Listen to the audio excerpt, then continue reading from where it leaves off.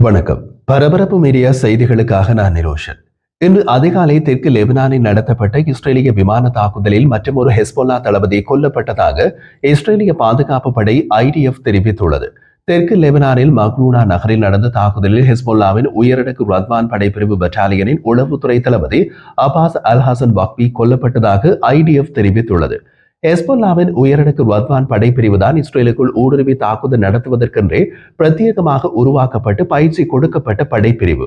இவர்கள் தெற்கு லெபனானில் இருந்து செயல்படுகிறார்கள். இன்று அதிகாலை கொல்லப்பட்ட ரத்வான் படைப்பிரிவு பட்டாலியனின் உளவுத்துறை தளபதி அபாஸ் அல் ஹசன் வாக்பி ஹெஸ்போல்லாவின் திறன்களை மீட்டெடுப்பதற்கும் ஈரானிய ஆயுதங்களை கடத்துவதற்கும் முயற்சிகளில் ஈடுபட்டதாக IDF கூறுகிறது. இஸ்ரேலிய பாதுகாப்பு படை IDF கடந்த 24 மணி நேரத்தில் தெற்கு லெபனானில் தொடர்ச்சியான விமான தாக்குதல்களை நடத்தியது. இது நவம்பர் மாதம் இஸ்ரேலும் ஹெஸ்போல்லாவும் போர் நிறுத்தத்திற்கு ஒப்புக்கொண்ட பின் நடத்தப்பட்ட மிகப்பெரிய தாக்குதல் என்று இஸ்ரேலிய அதிகாரிகள் தெரிவித்தனர். சமூக வலைதளங்களில் வெளியான காணொளிகள் தெற்கு லெபனானின் வெவ்வேறு பகுதிகளில் மலை உச்சியில் இருந்து பெரிய சாம்பல் புகைமூட்டங்கள் எழுவதை காட்டுகின்றன.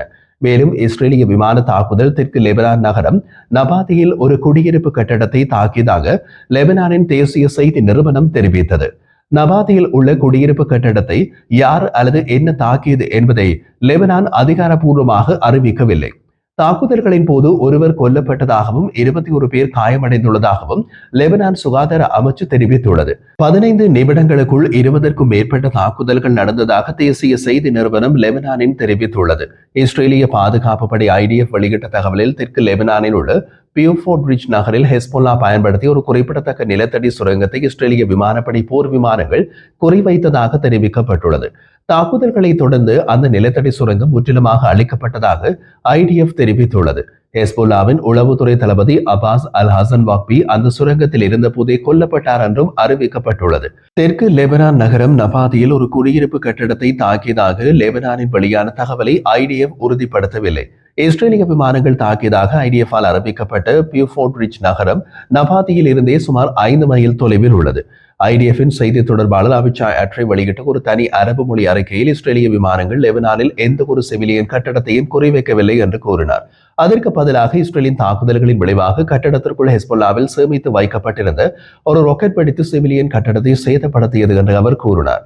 ஹெஸ்போல்லா தனது ஆயுத கிடங்கை லெபனான் அரசாங்கத்திடம் ஒப்படைக்காமல் பொதுமக்களுக்கு ஆபத்தை விளைவிப்பதாக ஆட்ரை குற்றம் சாட்டினார். லெபனான் ராணுவம் ஹெஸ்போல்லாவின் ஆயுதங்களை பறிமுதல் செய்யும் என்று தான் எதிர்பார்த்ததாக கூறினார்.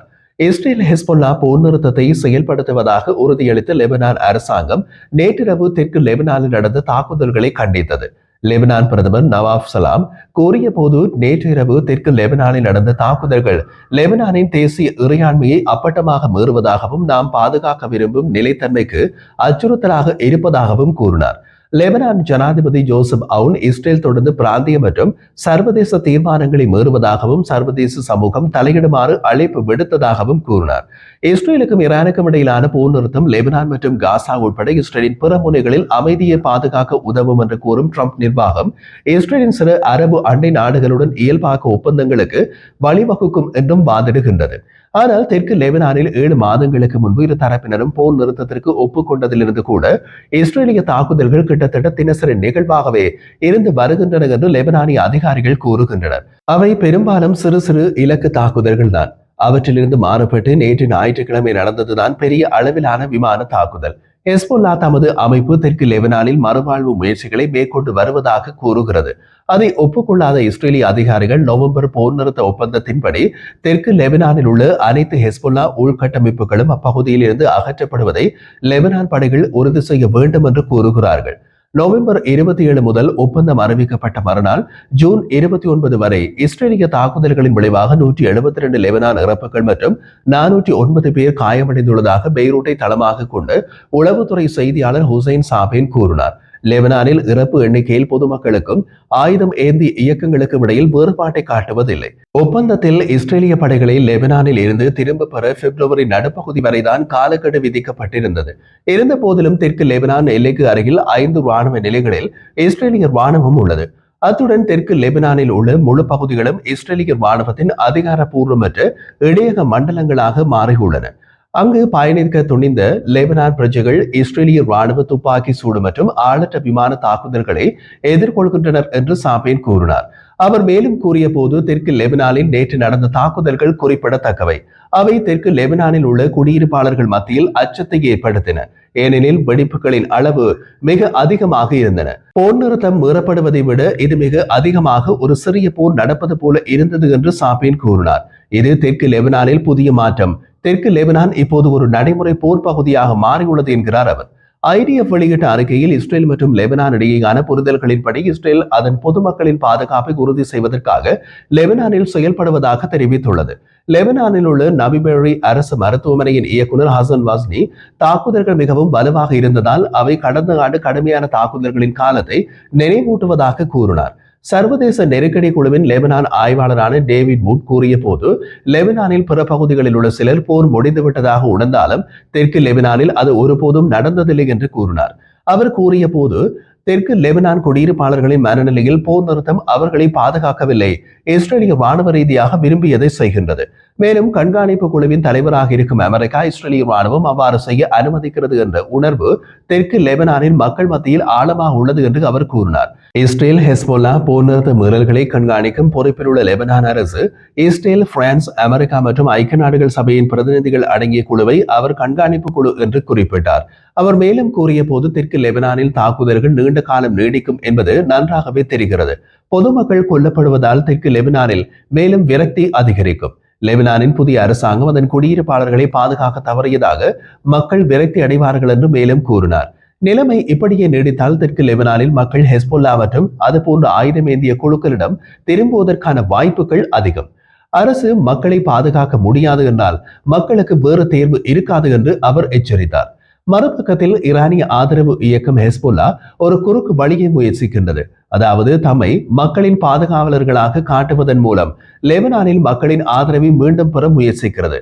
ஆனால் அது சுலபமான காரியம் அல்ல. 2024 ஆண்டு நவம்பர் முதல் இஸ்ரேலுடன் போர் நிறுத்தத்திற்கு ஒப்புக்கொண்ட ஹெஸ்போல்லா 6 மாதங்களுக்கு மேலாக லெபனானில் தமது இயக்கம் தொடர்ந்து பலவீனமடைந்து வருவதை கண்டுள்ளது. ஹெஸ்போல்லா தொடர்ச்சியான இஸ்ரேலிய விமான தாக்குதல்களை மட்டுமல்ல, லெபனானில் அரசியல் அழுத்தத்தையும் எதிர்கொள்கிறது. இது ஹெஸ்போல்லாவுக்கு முன்னெப்போதும் நடந்திராத ஒரு சூழ்நிலை. ஹெஸ்போல்லா லெபனானில் ஆயுதங்களை கைவிட்டு நிராயுத பாணியாக வேண்டும் என்ற அரசியல் அழுத்தங்களை எதிர்கொள்கின்றது. ஹெஸ்போல்லா பல ஆண்டுகளாக இஸ்ரேலிய அச்சுறுத்தல்களில் இருந்து லெபனான் மக்களை காப்பதற்கு தாம் ஆயுதமேந்திய வேண்டியது அவசியம் என்று கூறி இந்த அரசியல் அழுத்தங்களை சுற்றி கடந்து வர முடிந்தது. இருப்பினும் ஈரானிய தலைமையிலான கூட்டணி இஸ்லாமிய எதிர்ப்பின் அச்சு இப்போது உடைந்து பலவீனமடைந்துள்ளது. இஸ்ரேல் உடனான போரில் ஹெஸ்போல்லா படுதோல்வி அடைந்ததன் விளைவாக 2024 ஆண்டு டிசம்பர் மாதம் சிரியாவில் அசாத் ஆட்சி வீழ்ந்தது. ஜூன் மாதத்தில் இஸ்ரேலுடனான 12 நாள் போரில் ஈரானும் தோல்வி அடைந்தது. ஹெஸ்போல்லாவின் நண்பர்கள் மற்றும் கூட்டாளிகள் குழுவுக்கு மீதமாக இருப்பது என்ன? ஹமாஸ் பலவீனம் அடைந்துள்ளது. பாலஸ்தீனிய இஸ்லாமிக ஜிகாத் இயக்கமும் மிகவும் வலுவாக இல்லை. அத்துடன் பாலஸ்தீனிய இஸ்லாமிக ஜிகாத் டமாஸ்கஸில் அதன் தலைமையகத்தை இழந்துள்ளது. ஹவுதிகள் லெபனானில் இருந்து வெகு தொலைவில் ஏமனில் உள்ளார்கள். ஈரானிய ஆதரவு ஈராக்கிய ஷியா பிரிவு இயக்கங்கள் இன்னமும் பழைய அளவு பலத்துடன் உள்ளன.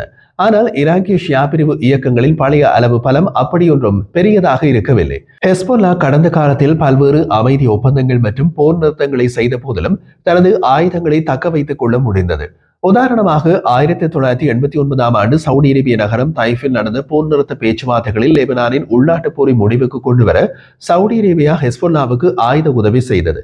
லெபனான் உள்நாட்டு போர் முடிந்த பின்னரும் ஹெஸ்போல்லா சவுதி அரேபியா கொடுத்த ஆயுதங்களை வைத்திருந்தது. அதன் விளைவாக ஹெஸ்போல்லா வலுவடைந்தது.